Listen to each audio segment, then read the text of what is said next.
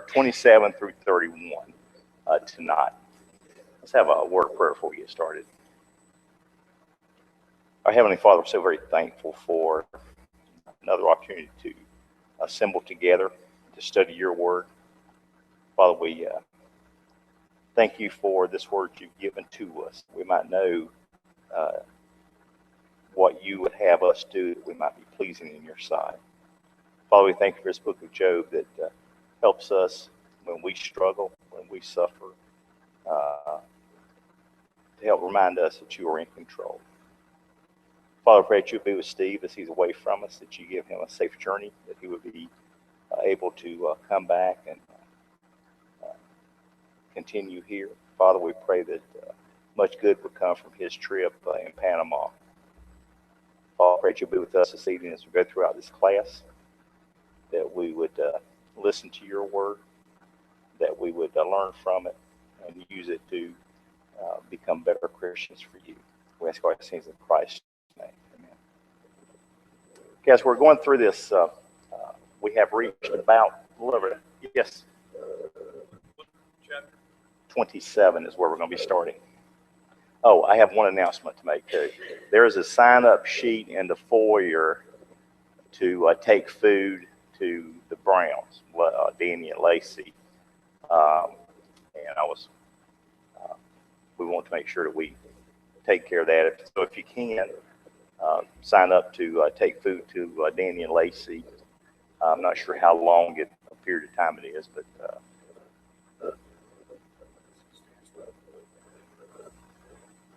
oh, right here.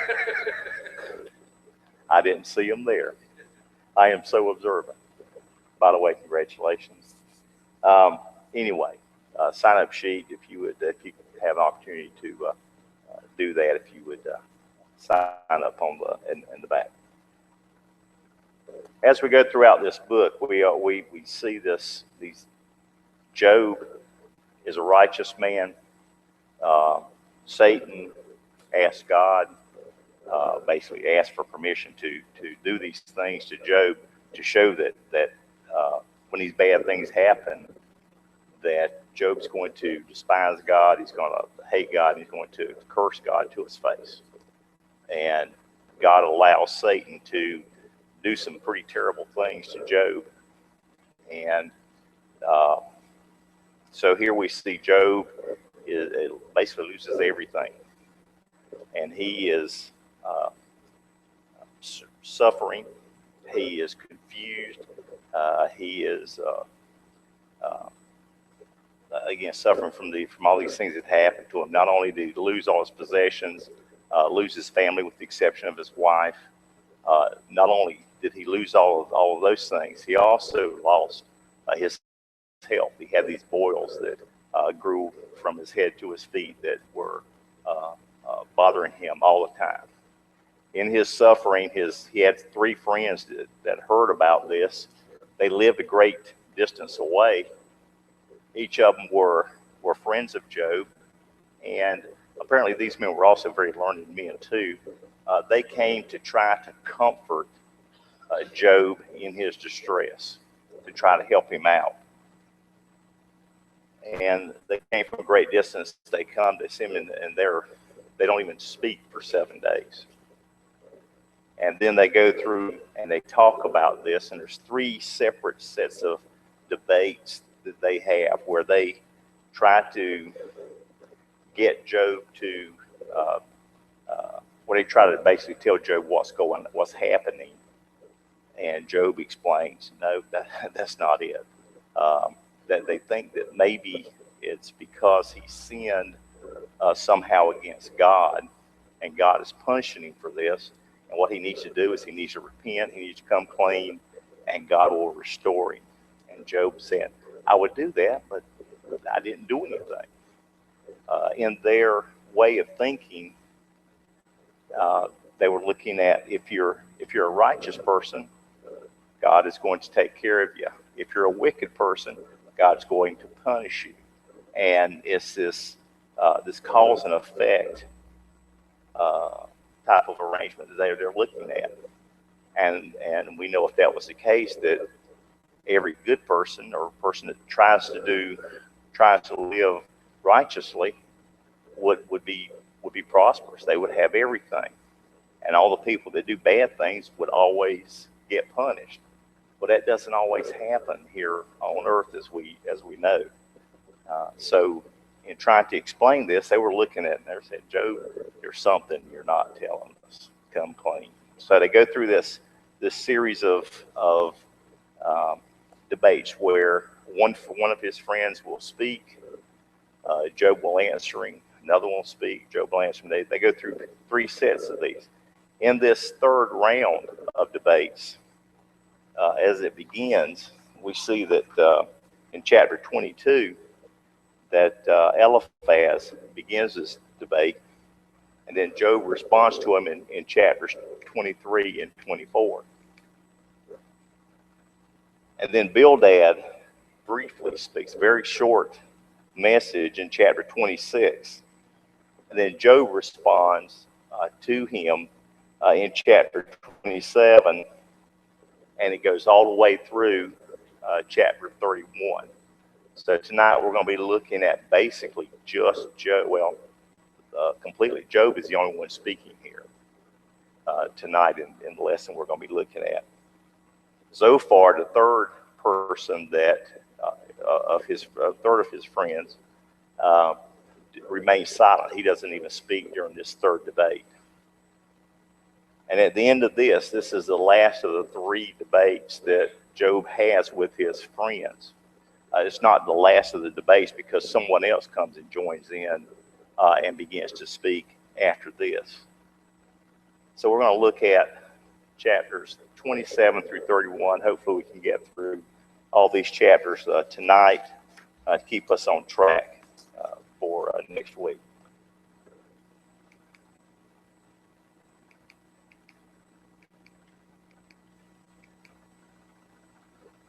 Okay, chapter 27, beginning in verse 1, says, Moreover, Job continued his discourse and said, As God lives, who has taken away my justice, and Almighty, who has made my soul bitter, as long as my breath is in me, and the breath of God in my nostrils, my lips will not speak wickedness, nor my tongue utter deceit. Far be it from me that I should say, You are right. Till I die, I will not put away my integrity from me. My righteousness I hold fast, and will not let it go. My heart shall not reproach me as long as I live. And that's verses 1 through 6. Here, Job, continuing to answer Bildad, is maintaining his integrity. He's saying, I didn't do anything wrong.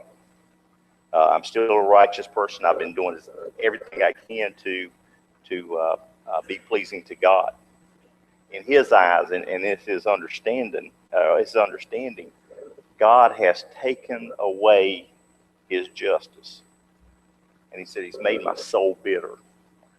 He said, I don't understand. Again, Job is confused as to why this has happened to him in the first place. But he says, as long as there's breath in me, I am not going to say anything bad about God. And he said, my righteousness will hold fast.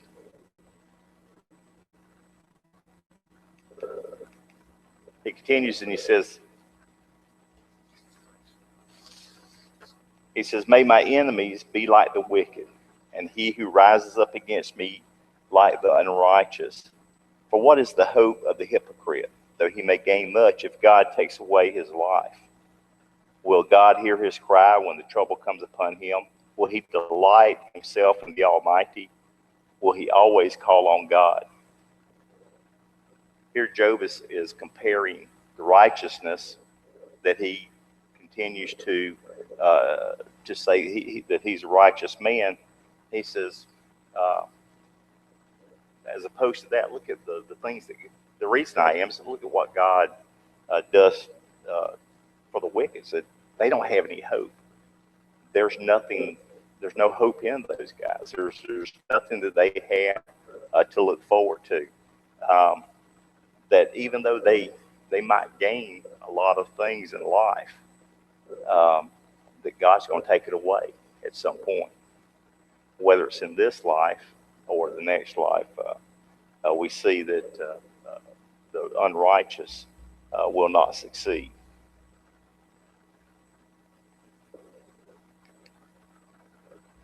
Then he continues, and he's basically kind of rebuking his friends, and he says, you know, here you're trying to tell me about about God and His nature, and he says, let me tell you about God. He says, I will teach you about the hand of God. What is it? What is with the Almighty? I will not conceal. Surely all of you have seen it. Why then do you behave with complete nonsense? Here he's saying, you know, his friends keep talking about God. So apparently they know some things about God. They're not completely blind as to what God has done, and they fear God, at least to some extent. They had some understanding of God, and here Job is saying, you know who God is. He says, you've seen it yourself. This reminds me of another place, Romans chapter 1, verses 19 and 20, when he says, surely you have seen it. Romans chapter 1, verses 19 and 20. Let's begin at verse 18. For the wrath of God is revealed from heaven against all ungodliness and unrighteousness of men, who suppress the truth and unrighteousness, because what may be known of God is manifest in them, for God has shown it to them. For since the creation of the world, his invisible attributes are clearly seen, being understood by the things that are made, even his eternal power and Godhead, so that they are without excuse. So here he's talking about the Gentiles in this passage. But he says, you know, you're without excuse. It's clearly seen. God is clearly seen all around us. And he says, basically telling his friends, you've seen this. And having seen that, why are you acting the way that you are? He says, you're behaving with complete nonsense. It doesn't make sense what you're doing, what you're saying. And he's trying to, I'm not saying he's going to strike out at his friends. He's saying, you're wrong. He's trying to show that there's a flaw in their understanding. Yeah, John.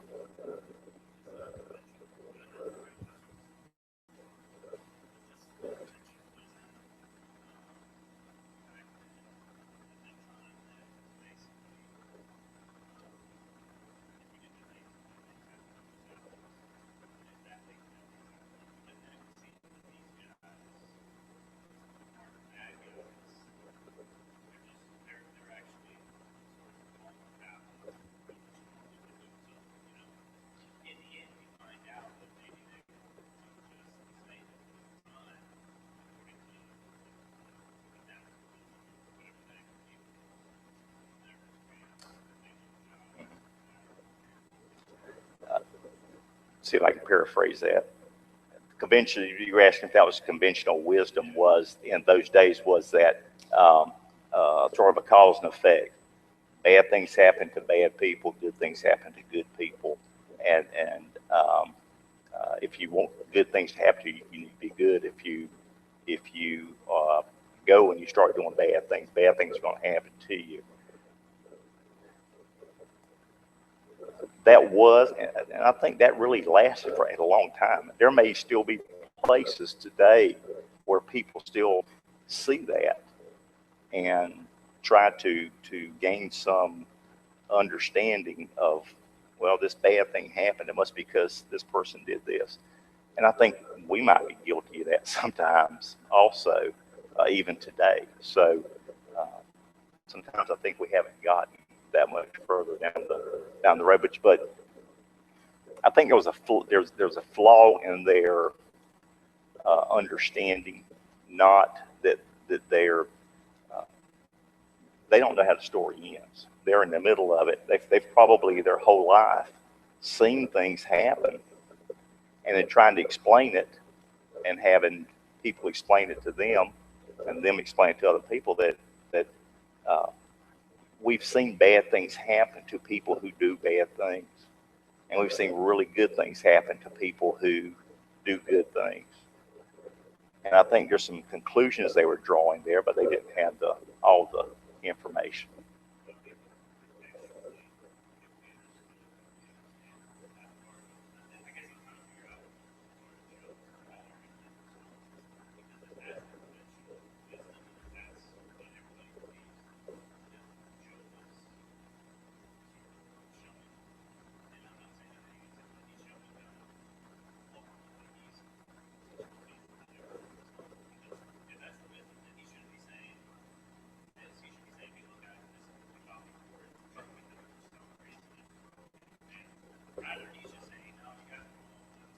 Yeah, I think what's happening is Job might have thought that way to some extent because I think most people did in those days.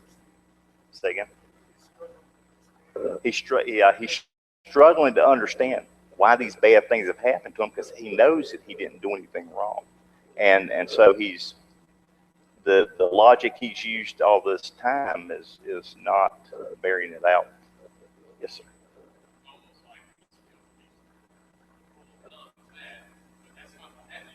Yeah.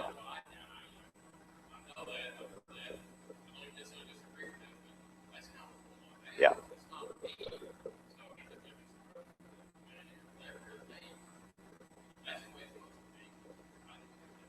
I think he's learning as this is going on because there are times when he looks and says, you know, these bad things are happening, but it's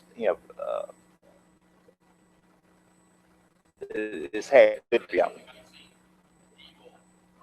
yeah, yeah.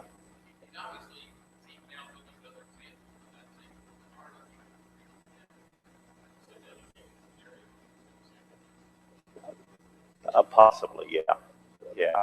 And I think it's just a flaw in the logic of that day.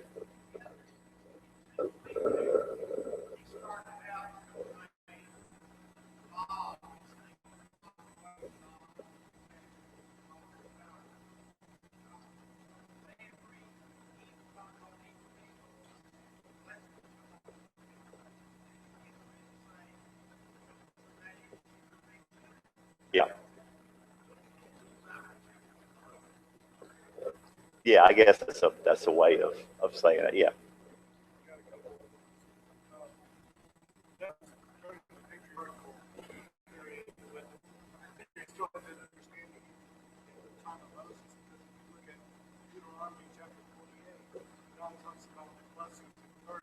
yeah,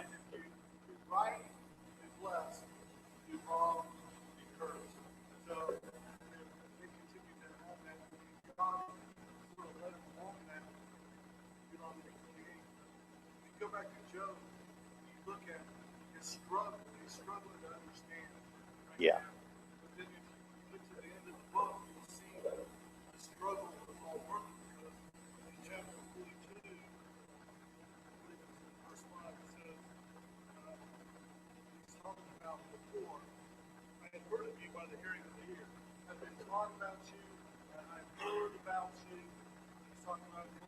right.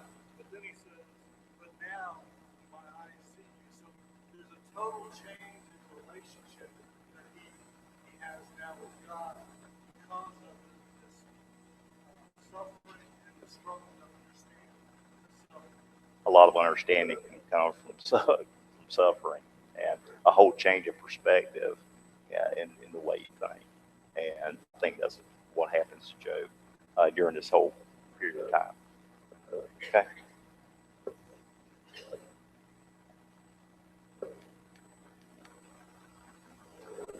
Then he says, "This is a portion of a wicked man with God." And this is the portion of a wicked man with God, and the heritage of oppressors received from the Almighty.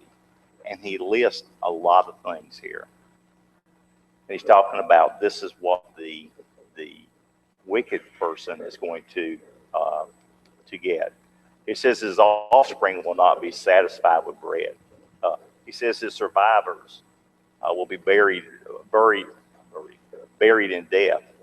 The widow shall not weep. And he says that his family is going to suffer because of the things that he's done. He said he heaps up silver like dust, but the innocent will divide it. And he piles up clothing, he says, like clay, but the just will wear it. Here he's saying that you're going to, even if you amass a lot of wealth, but you're a wicked person and you do it on the backs of other people, he says that you're going to get all these things, but he says somebody else is going to end up with it. You're not going to continue to keep it. He says that this wicked person will lie down but not be gathered up. He opens his eyes and he is no more. Terrors overtake him like a flood. He gets no rest. There's no peace, especially peace with God. And that's what this wicked person will receive from God. And he continues on into chapter 28 with his speaking. And he kind of changes gears a little bit. And he's talking about the wicked man before, but now he's saying, he's trying to tell his friends, where does true wisdom come from? Does it come from man or does it come from God? And he says, what is hidden, he, meaning man, brings forth to light. And what he's talking about is if a person goes and he digs and he works at it and he can find things. And he's talking about material things like gold or rubies or different precious things. He says, but where can wisdom be found? And where's the place of understanding? Man does not know its value, nor is it found in the land of the living. The deep says it is not in me, and the sea says it is not with me. Here he's saying that you're not going to find wisdom in material things. You're not going to find it in these earthly things. That's not where wisdom comes from. He's talking about wisdom again. He says it cannot be purchased for gold. It cannot be valued in the gold of Ophir, precious onyx or sapphire. Gold or crystals, gold nor crystal can equate it or equal it. Or can it be exchanged for jewelry or fine gold? For the price of wisdom is above rubies. And you think about that. It almost looks like we're looking at Proverbs when you're with some of these things he's saying, because if you look at wisdom, you can't go out into a store and buy wisdom. You can't go and purchase it, no matter how much money you might have. You can't purchase wisdom. Wisdom's something you have to get. And he talks about the value of it. And he says that it is above rubies. Even though you can't purchase it, it's worth a lot. Any questions, comments on? Okay. He continues and he says, from where then does wisdom come? And where is the place of understanding? Is it hidden from the eyes of the living? Destruction and death say, we have heard a report about it with our ears. God understands its ways and he knows its place. For he looks at the ends of the earth and sees under the whole heavens to establish a weight for the wind and a portion of the waters by measure. Then he saw wisdom and declared it. He prepared it. Indeed, he searched it out. And to man he said, behold, the fear of the Lord, that is wisdom, and to depart from it, depart from evil is understanding. this last line almost looks like something Solomon was saying in the first part of Proverbs, as he's talking to his son about trying to get wisdom and look at the wisdom that comes from God. What Job is saying is that wisdom comes from God, doesn't come from man, because God doesn't. He's not like a regular man who sees only what's in front of him at a particular time. God knows everything from the beginning to the end. He knows everything. He says that he's the one that established the weight of the wind. He's the one that has made all this. So he has wisdom. And then he is telling us what we need to do. And he says, behold, the fear of the Lord, that's wisdom. And to depart from evil is understanding. Okay, and so Job continues to talk to his friends here, trying to get them to understand what his understanding of God is.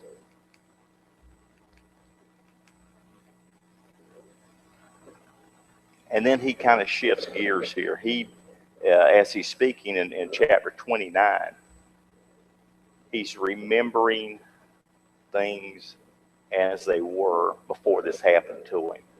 And he goes into quite a bit of discussion about his life before this happened to him.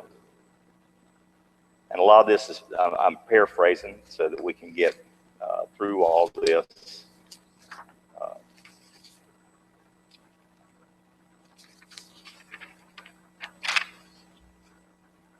Says Job furthered his discourse and said, "Oh, that I were as in months past, when the days, as in the days when God watched over me, when his lamp shone upon my head, and when by his light I walked through darkness." He's remembering the happier times, the times that when everything worked for him. Everything was going well in his life, and he had this relationship with God where God was guiding his feet. What he didn't realize that God was still with him, but he's in the middle of this. He couldn't see the whole thing that as we can in this book. He was in the middle of this, and he felt separated from God.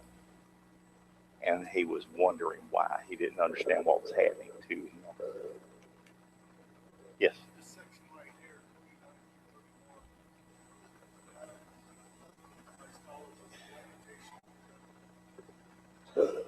I can see that. As I was reading that, I could see that. I can understand why. Dennis was saying that this chapters 29 through 31 are called the lamentation of Job. And here you see Job just pouring his heart out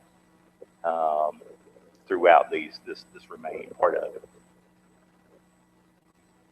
Here he says, he goes and he's looking at, again, his past, and he talks about the days of his prime. And I find myself, the older I get, remembering when I was in my prime, back in my glory days. And I think that here Job is saying, when I was younger, back when things were going well, when life was easy, when everything was good, back in my prime. And I think I can relate to that. Back when afflictions weren't on me, back when life was much easier. And he talks about the friendly counsel of God was over my tent. He had this relationship with God that he felt a closeness to God. And he listened to God. He understood. He wanted to do what God wanted him to do. And he tried his best to do everything that God wanted him to do. And he equates that again with his life being good. He says, the Almighty was yet with me. He says,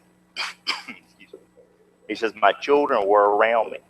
My steps were bathed with cream. Everything was easy in those days. He says, when I took my seat in the open square, the young men saw me and hid, and the aged rose and stood.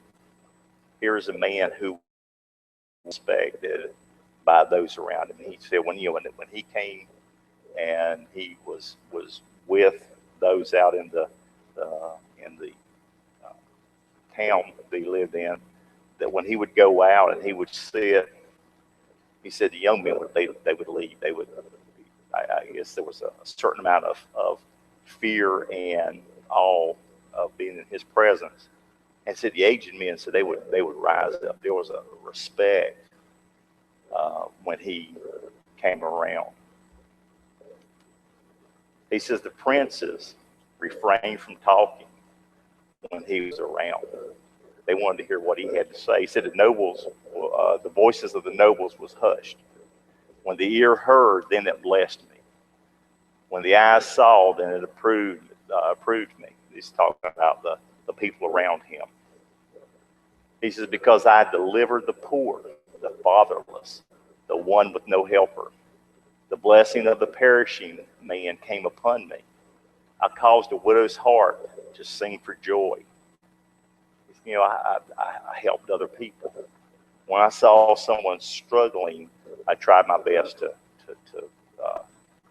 ease their pain, help them out. The widows, the ones that had problems, I tried my best to help other people. He said, I put on righteousness and it clothed me. My justice was like a robe and a turban. I was eyes to the blind. I was feet to the lame. I was father to the poor, and I searched out the case that I did not know. He said he was also, it looks like, would help to judge different disputes that were around in those days. And when he would go and he would try to find out the facts in a case, and then he would make a judgment. He would go and try to figure out what was actually happening, so that he can make a good decision. And he was respected because of that. In chapter 30, he continues. He says, "Oh, things were great back in those days when I was respected, when people looked up to me." But then he turns around in chapter 30 and he says, "But look at me now. But now they mock at me, men younger than I." And he's talking about these young men whose fathers I disdained, to put with the dogs of my flock. Indeed, what profit is the strength of their hands to me? Their vigor has perished. They are gaunt from want and famine, fleeing late into the wilderness and desolate and waste, who pluck mallow by the bushes and broom trees, roots for the food. They were the sons of fools, yes, sons of vile men, and they were scourged from the land. Here he's talking about people that he had a low regard for, people that he knew were wicked people, people that he had dealings with, people that he would not do business with, people that were people that he didn't want to hire. He knew of their reputation. These were bad people. He's talking about their children, their young men that of these men. Now look at what they're doing. They're doing all these bad things. They're mocking me. They're making fun of me. And he says, that these men, they're doing these things. So they're the sons of fools. They're the sons of these terrible people that I used to not have anything to do with. And he says, and now I am their taunting song. Yes, I am their byword, making fun of him. making jokes of him. He says, they abhor me. They do not hesitate to spit in my face. They have cast off restraint before me. They raise up against me.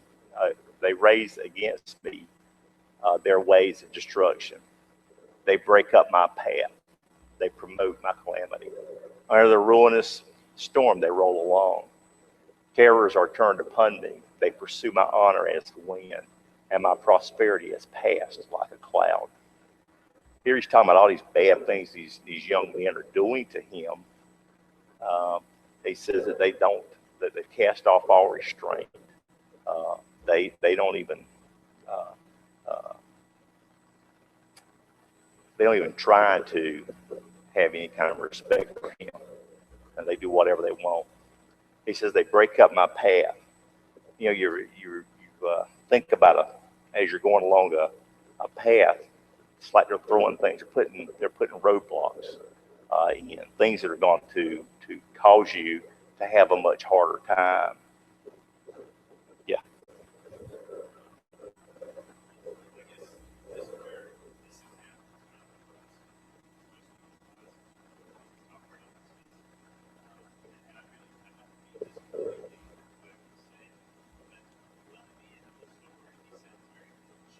Yeah.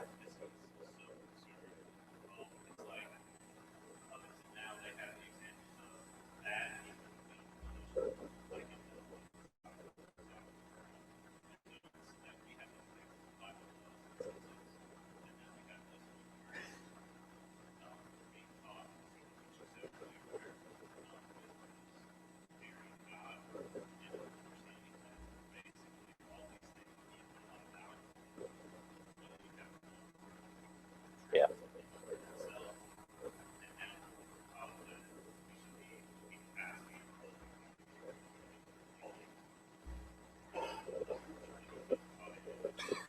Yeah, I think Job is having he's kind of at rock bottom right here, and he is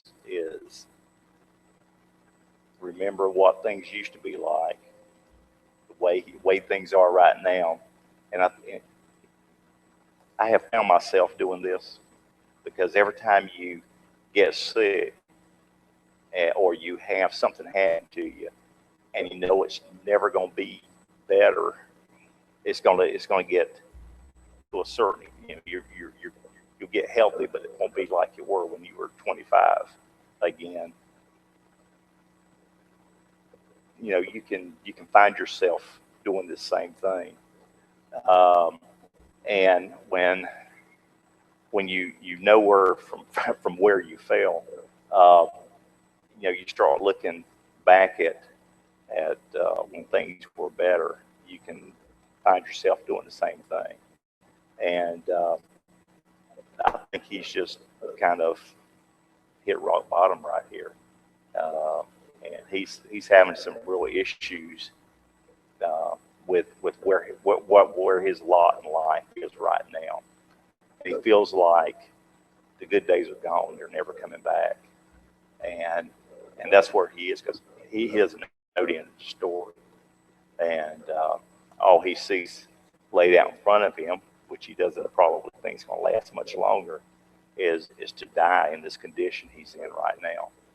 So he's hurt quite a bit right now.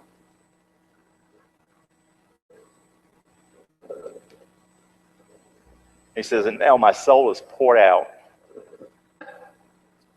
Excuse me. And now my soul is poured out because of my plight. The days of affliction take hold of me. My bones are pierced in me at night, and my gnawing pains take no rest. He has cast me into the mire, and I have become like dust and ashes. I cry out to you, but you do not answer me.